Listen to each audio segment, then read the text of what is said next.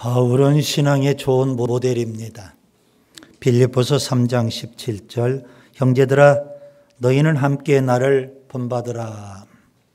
바울이 신앙의 좋은 모델이 될 수 있었던 것은 그가 먼저 예수님을 본받았기 때문입니다. 고린도전서 11장 1절 내가 그리스도를 본받는 자가 된 것 같이 너희는 나를 본받는 자가 되라. 바울은 예수님의 직접적인 제자는 아니죠. 그런 그가 예수님에게서 무엇을 본받았을까요?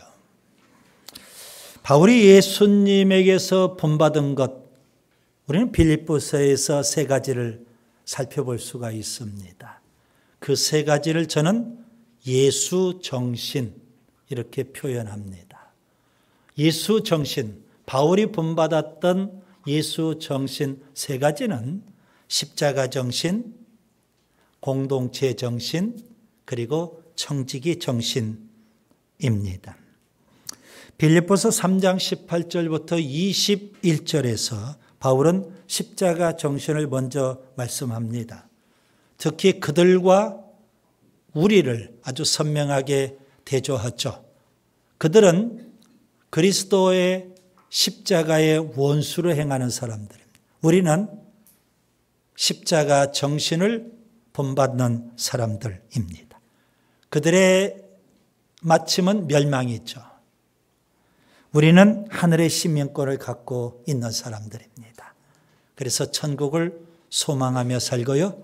예수님 재림을 사모하며 삽니다. 빌립보서 4장 1절부터 9절에서 바울은 십자가 정신에 이어서 공동체 정신을 말씀합니다. 빌립보 교회 안에는 두 명의 일꾼이 있었습니다. 유오디아와 순두계.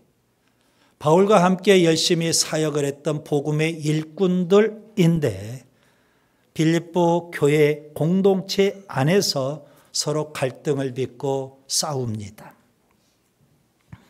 바울은 그들의 이름을 노골적으로 언급하면서 이렇게 권면합니다. 주 안에서 같은 마음을 품으라. 두 사람이 다 예수님의 마음을 품으면 되는 겁니다. 뿐만 아니라 공동체의 모든 지체들이 다 예수님의 마음을 품어야 하는 줄 믿습니다. 바울은 공동체의 정신을 말하면서요. 공동체가 하나가 될 뿐 아니라 화평의 공동체가 되기를 원했습니다. 그 일을 위해서 세 가지 관계를 말씀하죠. 내 자신과의 관계에서는 기뻐해라. 주님 안에서 기뻐해라. 그리고 타인과의 관계에서 공동체 안에서 다른 사람과의 관계에서는 관용을 베풀어라. 그리고 하나님과의 관계에서는 근심 걱정 염려하지 말고 기도와 간구로 하나님 앞에 감사함으로 아뢰라. 그러면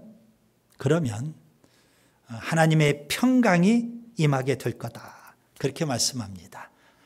평강의 공동체가 될 수 있다. 그런 의미 있죠.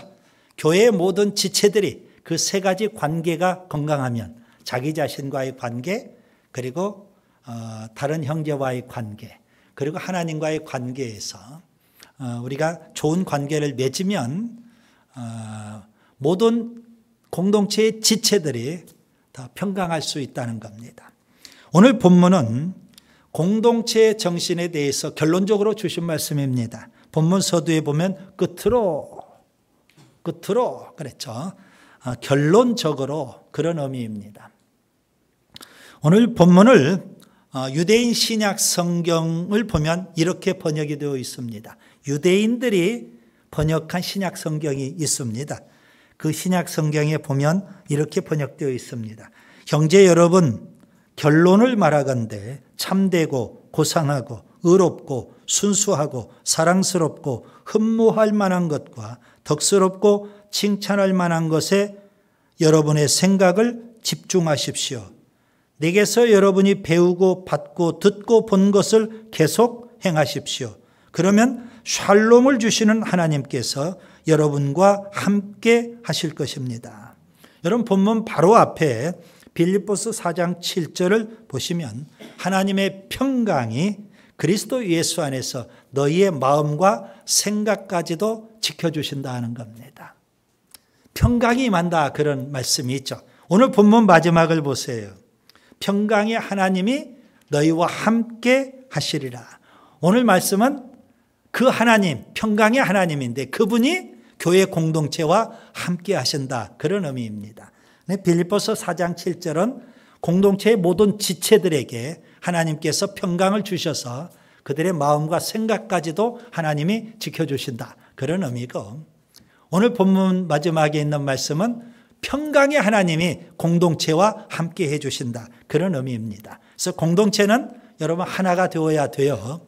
유오디아 순두개처럼 열심히 일하면서 갈등을 빚고 싸우면 안 되는 겁니다. 그리고 공동체는요 평안해야 된다는 겁니다.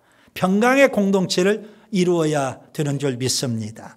그 일을 위해서 오늘 본문 통해서 저는 세 가지를 말씀드리려고 합니다. 첫째, 지혜롭게 생각해야 합니다. 본문 8절을 보겠습니다. 여기 생각하라 이 말씀은 묵상하라 혹은 마음에 깊이 되새기라 그런 의미가 됩니다. 여러분 공동체 안에서 말하기 전에 그리고 행동하기 전에 먼저 곰곰이 생각해 볼 수 있기를 바랍니다. 특히 교회 공동체 안에서 신앙생활할 때 즉흥적으로 말하거나 기분 내키는 대로 행동하는 사람이 꼭 있어요. 깊이 생각하지 않고 툭 던지는 말 한마디, 돌발 행동, 그러한 것이 공동체의 평화를 깨는 말과 행동이 되는 겁니다. 여러분 생각이 참 중요해요. 그래서 바울은 생각하라, 깊이 생각하라 그렇게 요구하고 있습니다. 로마서 8장 5절 육신을 따르는 자는 육신의 일을, 영을 따르는 자는 영의 일을 생각하나니 육신의 생각은 사망이요 영의 생각은 생명과 평안이니라 그랬습니다. 자, 히브리서 저자가 유대 그리스도인들, 유대교에 있다가 기독교로 개종한 그런 그리스도인들에게 쓴 편지가 히브리서입니다. 그는 유대 그리스도인들에게 이렇게 권면을 합니다. 히브리서 12장 2절 믿음의 주요 또 온전하게 하시는 이인 예수를 바라보자. 예수님 바라봐라. 그렇죠. 히브리서 12장 3절에서는 너희가 피곤하여 낙심하지 않기 위하여 죄인들이 이같이 자기에게 거역한 일을 참으신 일을 생각하라. 십자가의 고난을 당하신 예수님을 생각하라 말씀을 합니다. 지금 유대 그리스도인들은 피곤하고 낙심될 만한 그런 상황에 놓여 있는 겁니다. 두 가지 어려움을 겪고 있어요. 하나는 로마 제국으로부터 엄청난 박해와 핍박을 받고 있고요.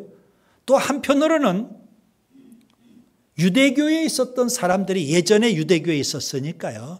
유대교에서 유대 그리스도인들을 회유하고 그런 겁니다. 다시 유대교로 돌아오라. 너희들 지금 엄청난 박해와 핍박을 받지 않느냐.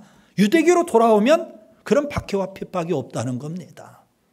그래서 한편으로는 핍박을 당하고 또 한편으로는 유대교로부터 회유를 받고 있고 그래서 유대 그리스도인들이 신앙이 뿌리채 흔들리고 있는 상황입니다. 그런 유대 그리스도인들에게 히브리서 저자가 예수님을 바라보세요. 고난당하신 그 예수님을 깊이 생각하세요. 그렇게 권면을 하고 있는 겁니다. 여러분 신앙생활을 잘하는 비결은 뭘까요? 예수님을 깊이 생각하고 예수님을 바라보는 겁니다. 골로새서 3장 2절 위의 것을 생각하고 땅의 것을 생각하지 말라. 신앙생활을 잘하려면 예수님 생각해야 돼요. 그리고 영적인 것, 신앙적인 것을 열심히 생각해야 돼요. 교회 생활을 잘하려면 어떻게 해야 될까요?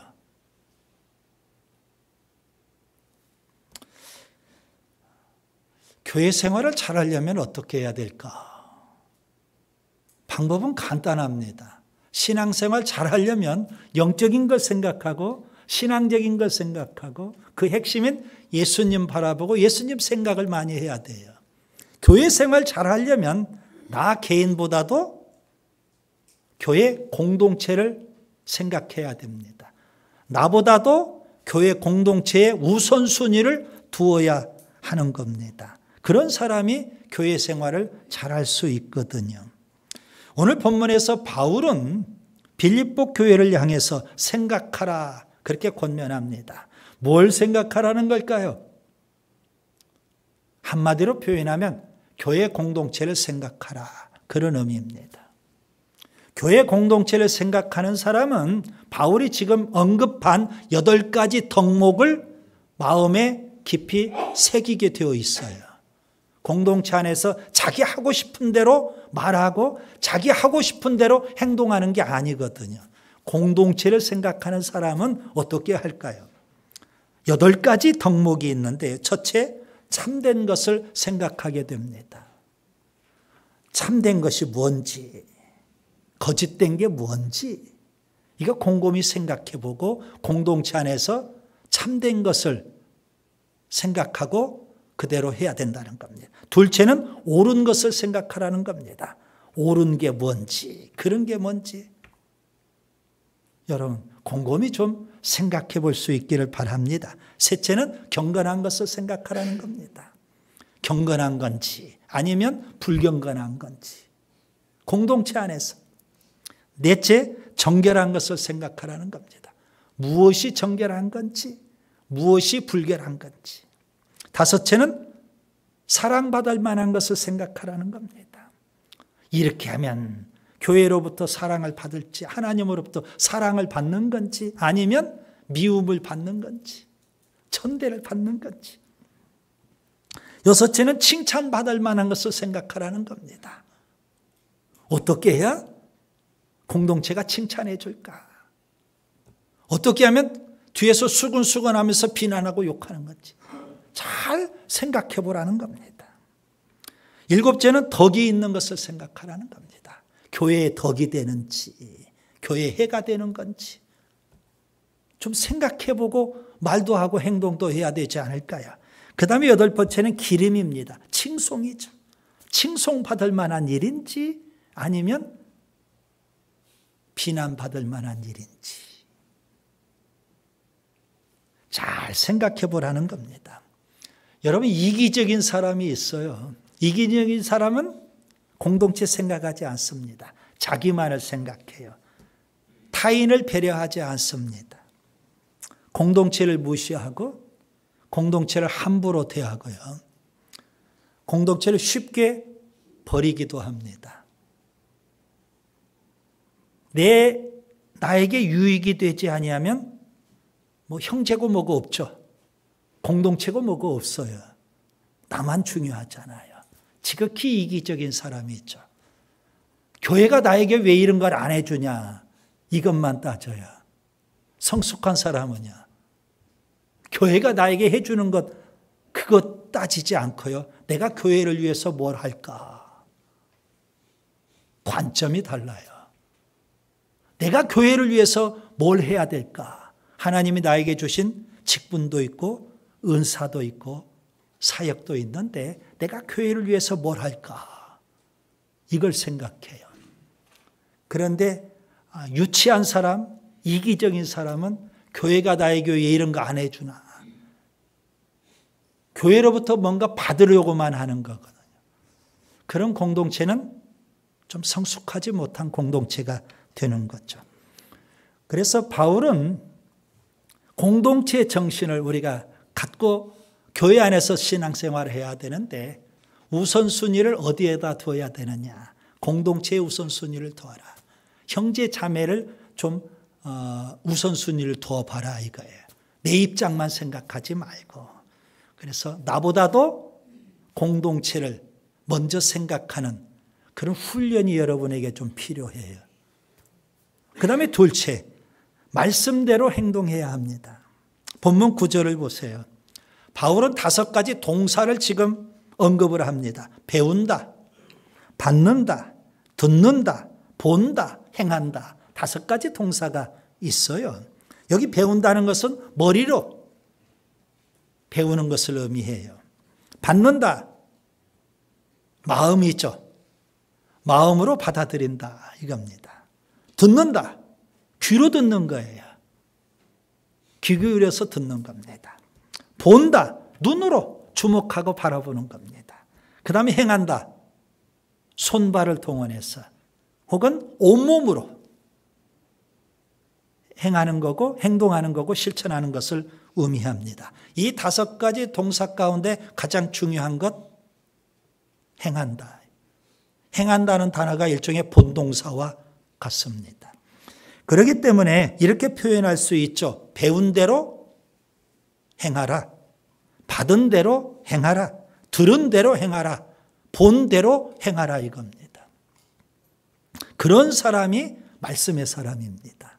이런 말씀을 여러분이 배웠고 말씀을 들었고 그리고 말씀을 마음에 받아들였고 또 말씀의 사람을 봤어요. 그러면 우리가 그대로 뭐 하는 거예요? 행동하면 되는 거예요. 그대로 실천하면 되는 거예요. 여러분 왜 말씀을 배웁니까? 왜 말씀을 받습니까? 왜 말씀을 듣습니까? 왜 말씀의 사람을 바라봅니까? 그대로 행동하기 위해서 이겁니다. 흔히 사람들이 이런 이야기를 합니다. 로마서에서는 믿음을 말하고 있고 야고보서에서는 행함을 말한다. 그렇게 말해요. 근데 맞는 이야기이면서도 조금 오해하는 부분들이 있어요. 물론 바울은 로마서에서 믿음을 강조해요. 그러면 행함을 이야기하지 않는 거냐? 그렇지 않거든요. 그러면 야고보는 행함을 강조해요. 그럼 믿음을 말하지 않는 거냐? 그렇지 않거든요. 근데 우리는 바울은 믿음, 야고보는 행함. 이걸 분리해 버렸어요. 믿음과 행함은 분리할 수 없는 거예요. 믿음은 반드시 행함이에요. 이게 동전의 양면과 같아요. 한쪽으로 보면 믿음이고 한쪽으로 보면 행함 이거예요. 바울은 로마서에서 물론 믿음을 강조하지만 로마서 1장 5절, 로마서 서두에 보면 믿어 순종하게 한다. 믿으면 반드시 순종이라는 행동이 있어야 된다.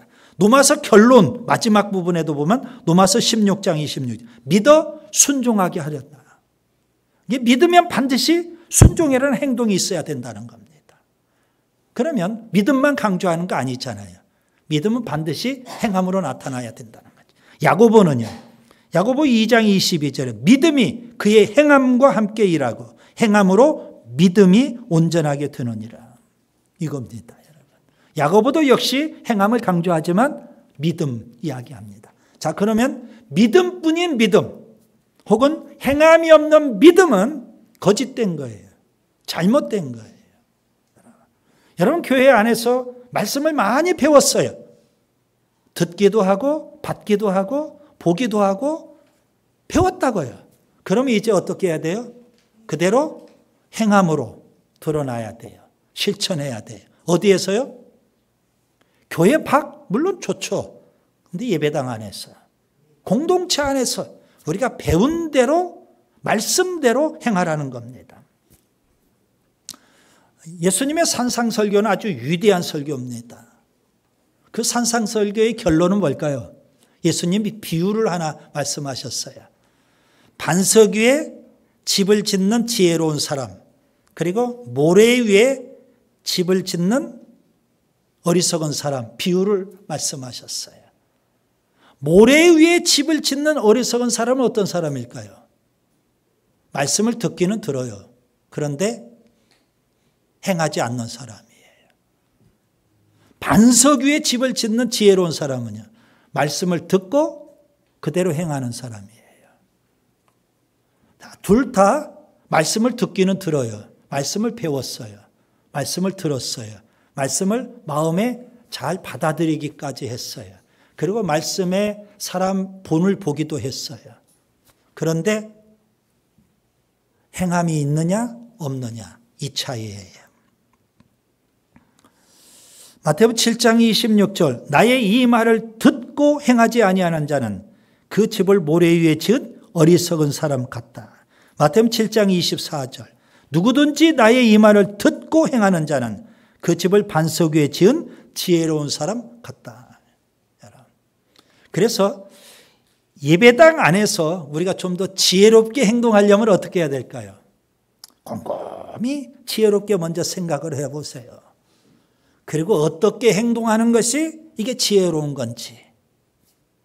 행동 자체가 없으면 안 되고 배운 대로 행동해야 돼요. 말씀대로 행하는 사람이 되어야 돼요. 그래서 공동체 안에서 여러분 배운 말씀대로 우리가 실천하고 거기에서 훈련이 되어야 세상에 나아가서 여러분 말씀의 사람으로 사는 거 아니겠습니까? 예수님께서 성천 직전에 제자들에게 지상명령을 주셨어요. 거역할 수 없는 명령, 지상명령을 주셨죠.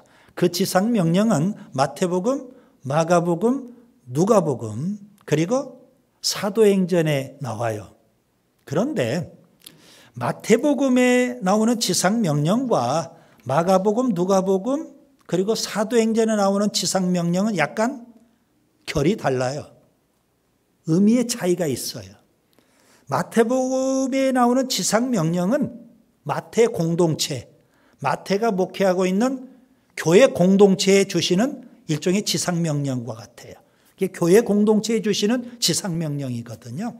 그래서 제자 삼으라 그거예요. 공동체 안에서 제자를 삼으라. 그러면서 주시는 말씀이 있어요. 마태복음 28장 20절 내가 너에게 분부한 모든 것을 가르쳐 지키게 하라. 하나님의 말씀을 가르치고 끝나지 말라는 겁니다. 그 다음에 뭐 해야 돼요? 행동으로 옮기도록 실천이 되도록 거기까지 훈련을 시켜라. 그런 의미거든요. 그래서 여러분 지혜롭게 잘 생각을 해보세요. 내가 배운 말씀 어떻게 하는 게 참 중요한지. 듣고 끝나면 그건 믿음 없는 사람이에요. 거짓된 믿음이라고요. 배웠다면 배운 대로 이제 행동으로 옮겨야 돼요. 말씀대로 실천해야 되겠다라는 겁니다. 그 다음에 셋째, 화평함을 이루어야 합니다. 본문 9절을 계속 보겠습니다. 하나님은 어떤 분이실까요? 바울은 공동체 정신을 말씀하면서 하나님은 화평의 하나님 이렇게 소개를 합니다. 평강의 하나님. 평강의 하나님은 어떤 공동체에 평강을 주실까요? 문맥을 통해서 여러분이 보시면 돼요. 오늘 본문. 어떤 공동체에 하나님께서 평강을 주실까요? 지혜롭게 생각하고 말씀대로 행동하는 그런 공동체. 그런 공동체에 하나님께서 평강을 주시거든요. 여러분 신앙의 공식을 기억하셔야 됩니다. 하나님은 은혜로, 우리는 믿음으로 이겁니다. 자, 그러면 평강의 공동체가 되려면 우리의 믿음이 필요하죠. 그 믿음은 뭘까요? 우리가 지혜롭게 생각하는 거예요. 그리고 말씀대로 행하는 거예요. 그러면 평강의 하나님이 그 공동체와 함께 해주셔서 뭘 주실까요? 평강을 주시는 거예요. 그건 하나님의 은혜예요. 우리가 믿음으로 그렇게 살면, 그렇죠. 지혜롭게 생각하고, 그리고 배운 말씀대로 행동하고, 그리고 화평을 우리가 이루려고 노력하면 평강의 하나님이 우리 공동체와 함께 하셔서 우리에게 평강을 주시고, 그래서 화평의 공동체가 될 수 있거든요. 예수님이 지상명령을 주시면서 임마누엘을 약속하셨어요. 세상 끝날까지 너희와 항상 함께 있으리라. 임마누엘이죠. 자, 모든 사람에게 다 임마누엘 하겠다는 말씀은 아니잖아요. 누구에게 임마누엘 하실까요? 주님이 함께 하시면 그보다 더 큰 복은 없을 겁니다. 마태복음 28장 20절 내가 너에게 분부한 모든 것을 가르쳐 지키게 하라. 볼지어다 내가 세상 끝날까지 너희와 항상 함께 있으리라. 그 임마누엘의 축복은 누구에게 임할까요? 하나님의 말씀을 배우고 가르쳐 지키게 하는 거니까. 배우고 그런 다음에 배운 말씀대로 실천하고 행하는 그런 사람, 그런 공동체에 하나님은, 예수님은 임마누엘 하시는 겁니다. 하나님은 교회 공동체가 평강하기를 원하셔요. 그래서 교회 공동체는 화평의 공동체, 평강의 공동체, 화목의 공동체가 되어야 하거든요. 여러분, 교회 공동체를 세우신 분이 누굴까요? 예수님이에요. 공생의 기간 예수님은 분명 말씀하셨어요. 베드로의 신앙 고백을 들으시고 내가 이 반석 위에 내 교회를 세울 거다. 주님이 교회를 세우셨어요. 주님은 어떻게 교회를 세우셨을까요? 에베소서 2장에서 보면 예수님 십자가의 죽으심으로 한 세 사람 교회 공동체를 세우신 거예요. 예수님 십자가의 죽으심은요, 하나님과 사람 사이에 화평을 이루셨어요. 사람과 사람 사이에 화평을 이루셨어요. 그래서 한 세 사람 교회 공동체를 이루신 거예요. 바울은 그 예수님을 우리의 화평이시다 이렇게 선언을 해요.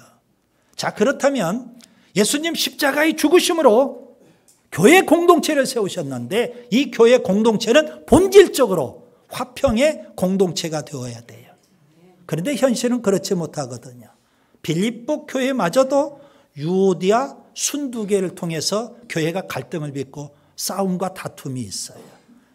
고린도 교회도 보면 바울파, 아볼로파, 게바파, 그리스도파 사색 단파가 존재해요. 지구상의 모든 교회들이 다 끼리끼리 화목하지 못하는 경우들이 의외로 많아요. 분열이 있고 갈등이 있고 다툼과 싸움과 아픔이 있어요. 그러나 주님이 십자가로 세우신 교회 공동체는 본질적으로 화평의 공동체가 되어야 돼요. 그 화평, 우리가 화평에 힘쓸 때 평강의 하나님, 그분이 교회와 함께 하시겠다. 오늘 약속하고 있는 거예요. 여러분, 주님은 화평의 공동체를 이루셨는데 사람들이 성숙하지 못해서 공동체 정신이 부족해서 공동체가 자꾸 갈등을 빚고 다툼이 있고 싸움이 있어요. 분열도 하고요. 그런 공동체에 평강의 하나님이 함께 하실 수는 없죠. 하나님이 함께 하시고 그 하나님은 평강의 하나님. 그래서 우리에게 평강을 주시는 거예요. 그럼 우리가 믿음으로 살아야죠.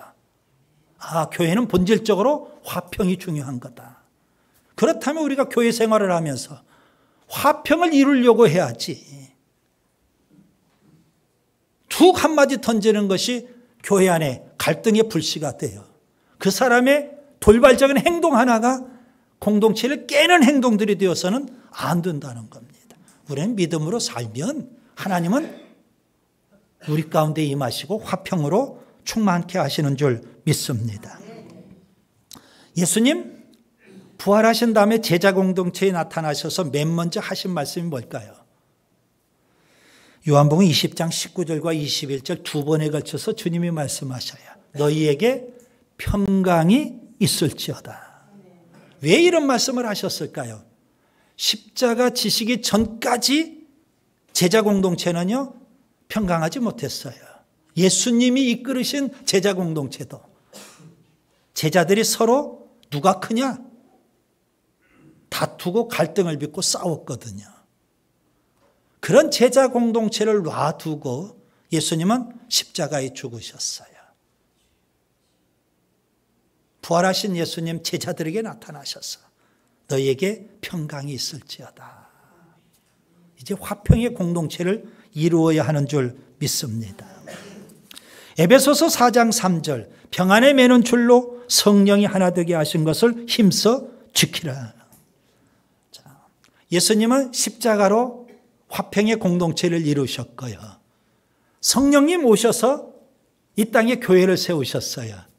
그 성령이 이미 하나 되게 해주셨다는 겁니다.